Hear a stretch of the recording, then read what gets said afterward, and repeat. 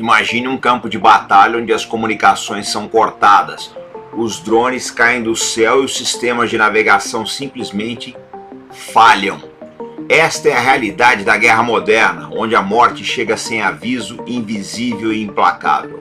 A Rússia tem dominado essa nova fronteira do conflito com sistemas de guerra eletrônica que silenciam, confundem e destroem. Neste vídeo, vamos explorar como a guerra eletrônica russa está redefinindo o combate na Ucrânia e o que isso significa para o futuro da guerra. Prepare-se para uma jornada pelo invisível.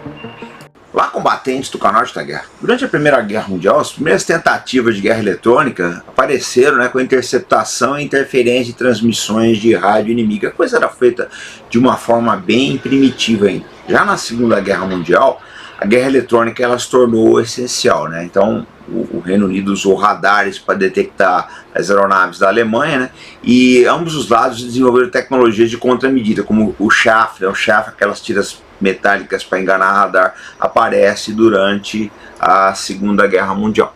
Bom, aí a gente entra na Guerra Fria, E na Guerra Fria, a guerra eletrônica ela se tornou muito importante na disputa entre os Estados Unidos e a União Soviética, que eram as grandes potências da época, Como eles tinham sofisticadas redes de espionagem, sistema de radar aprimorados e aeronaves de reconhecimento eletrônico como o U-2.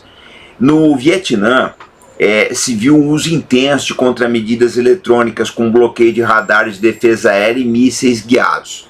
Agora, as coisas elas atingem a maturidade na Operação Tempestade no deserto, na Guerra do Golfo, em 1991, contra as tropas de Saddam Hussein, onde se demonstrou o poder da guerra eletrônica com jammers e mísseis anti-radiação, os HARM americanos. E uma guerra cibernética começava a nascer também.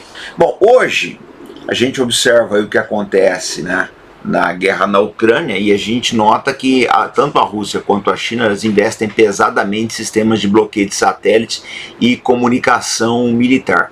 Nos países no entorno da Ucrânia a gente vê uma reclamação muito grande aí, de militares da OTAN com relação à interferência da Rússia nos seus diversos sistemas eletrônicos. Bom, então a gente vai conhecer agora os principais sistemas de guerra eletrônica da Rússia, que sem dúvida estão entre os mais avançados do mundo. Vamos ver quais são esses principais sistemas. Bom, aqui nós temos uma tabela com os principais sistemas de guerra eletrônica que a Rússia está empregando na guerra da Ucrânia. Existem outros sistemas aí, mas nós focamos nos principais até para o vídeo não ficar bastante extenso. Então você tem o Lear 3, que opera aí na frequência de celulares, Ele tem até 100 km de alcance, montado em cima de um caminhão K+, e entrou em serviço no ano de 2015. O Borissoglebsky também, ele tem de 50 a 100 km e interfere nas comunicações táticas. O Jitteio tem um alcance de 25 a 30 km e interfere nas comunicações por rádio, GPS, drones, montado em cima de uma plataforma Ural. O ano dele é 2008. Vocês notam o seguinte, que todos esses sistemas da Rússia, eles são recentes, é coisa de 15 anos no máximo, 10, 15 anos. Então, ou seja, eles estão sempre aperfeiçoando os seus sistemas de guerra eletrônica. Tem o POL-21 também, com alcance até 80 km para jameamento de GPS. O Murmansk BN, que opera em HF, em alta frequência, tem até 8.000 km de alcance e é usado para interferir nas comunicações de longo alcance da OTAN, ou seja, a comunicação entre a tropa e os postos de comando que se encontram na Alemanha, na Itália e outros países aí. Ele é montado num caminhão K+, com antenas de 32 metros de altura. O Thorn MDM, com alcance até 30 km, comunicação por rádio também. O Repelente 1, que é usado para interferir em drones, e pequenos UAVs aí, e o Krasuka 4, que é bastante famoso, que alcança até 300 km, e ele interfere em radares aéreos baseados em satélites, sistemas AWACS, alguns drones maiores, GPS, mísseis guiados por radar. Ele opera na banda X e a banda KU e entrou em serviço no ano de 2014. Bom, gente, eu tenho que lembrar que a Rússia não tem só esses sistemas, ela tem mais alguns sistemas auxiliares aí. O plantel de sistemas de guerra eletrônica da Rússia é bastante diversificado, até para ficar difícil reconhecer e lidar com eles, né? Isso mostra também a pujança, né, da indústria de defesa da Rússia. Bom, agora a gente vai falar um pouquinho do emprego dessa guerra eletrônica na Ucrânia. Eles usaram muitos drones, né? A Ucrânia usava muito drone aí, então com o Bayraktar turco, etc, né? Só que quando a Rússia começou a colocar o repelente, o Borissoglebsky também em serviço, eles começaram a interferir nos sistemas desses drones aí, tanto que a gente já não escuta quase mais falar do Bayraktar. Ele foi praticamente totalmente obliterado, né, em suas operações na guerra da Ucrânia. Era um drone que tinha saído muito bem na guerra entre o Azerbaijão e a Armênia, mas na Ucrânia, como ele enfrentou sistemas defensivos mais sofisticados, ele acabou sobrepujado, tá?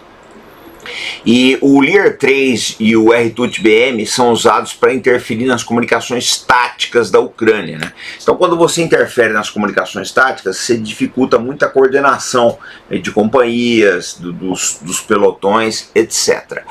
E o GITEL e o Poly-21 são usados para bloquear sinais de GPS e GLONASS, né? Então, quando você bloqueia esses sistemas de navegação, você vai afetar a precisão dos mísseis guiados e dos drones ucranianos, porque eles dependem de navegação por satélite. Lógico que alguns sistemas da Ucrânia, bem como da Rússia, eles têm aí uma guiagem por sistemas inerciais também, tá? Por uma questão de redundância. E já o Krasukha 4, a Rússia emprega para proteger suas tropas e instalações estratégicas, né? Esses sistemas eles interferem nos radares de vigilância e nos mísseis de cruzeiro inimigas. E, lógico, os sistemas de guerra eletrônica da Rússia fizeram um desgaste muito grande na logística da Ucrânia. Agora, a gente tem que olhar que a Ucrânia também não ficou parada. Eles investiram aí em saltos de frequência, né, comunicações por cabo, etc. O ser humano ele é muito inventivo. Mas a gente precisa lembrar que, por exemplo, né, vamos pegar um sistema de armas que, quando entrou em serviço na guerra da Ucrânia, provocou um frisson no Ocidente, que foi o AGM-88, né, o HARM, que era um míssil que os americanos empregaram aí com bastante sucesso na Guerra do Golfo. E a gente viu, assim, em questão de acho que de um mês, você já não escutava mais falar do HARM, que era um dos mísseis mais avançados que a OTAN tinha. Por quê? Porque os russos dominaram, na verdade, as frequências de operação do HARM aí, com a sua guerra eletrônica conseguiram fazer com que o míssil tivesse degradadas as suas capacidades operacionais. Então, a gente precisa olhar o seguinte: a Ucrânia tem feito grandes acertos? Tem, e continuará a fazer, porque o território é muito grande. A guerra eletrônica da Rússia, ela não consegue cobrir tudo. Mas a gente tem que lembrar o seguinte, né, que não obstante os acertos da Ucrânia, se não houvesse a guerra eletrônica russa, os sistemas da Ucrânia e do Ocidente se tornariam muito mais efetivos. Ou seja, a conclusão que nós chegamos é que você não consegue mais fazer guerra hoje em dia sem eficientes sistemas de guerra eletrônica, porque eles defendem as suas tropas e ao mesmo tempo que provocam danos nas tropas do inimigo. Bom, finalmente eu preciso lembrar que a guerra eletrônica da Rússia, né, é um lembrete sombrio de que o futuro dos conflitos não vai ser decidido apenas por armas visíveis, mas também por aquelas que operam nas sombras, né? Na Ucrânia a gente viu como a dominação do espectro eletromagnético pode mudar o curso de uma batalha. E você, está preparado para o que vem aí? Deixe sua opinião nos comentários e não esqueça de se inscrever para mais análises sobre tecnologia bélica, estratégia e geopolítica. Até o próximo vídeo, pessoal.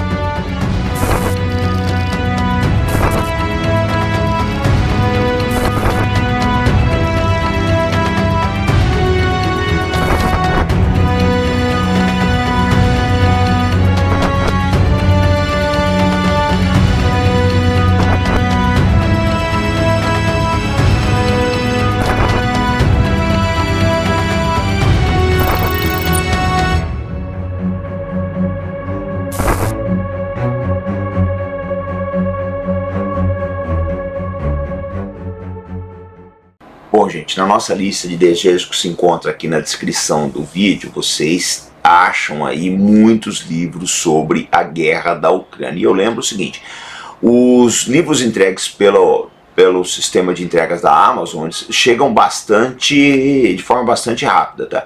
Mas se você é daquela geração que gosta mais de um livro em Kindle, você baixa na hora aí. Os preços são muito bons, né? Os temas bastante atualizados e vão dar um quadro muito claro para vocês do que acontece na guerra da Ucrânia. E eu lembro que todas as vezes que vocês compram livros e outros itens na Amazon, vocês estão ajudando o canal Arte da Guerra.